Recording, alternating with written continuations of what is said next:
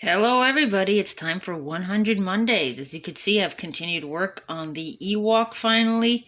I've had to do the brown for the fur and stuff like that, and then I had to go over some of that, well, still, a lot of the fur with like the lighter color to give it that, like, like hairy look that he got instead of just, that just brown splotches.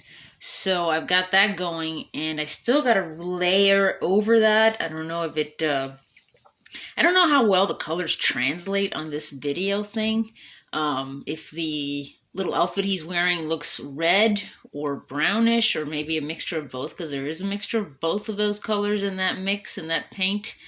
Um, but yeah, but basically, yeah, the details are ongoing. It's gonna be a lot of details for the Ewok. So see you guys next time.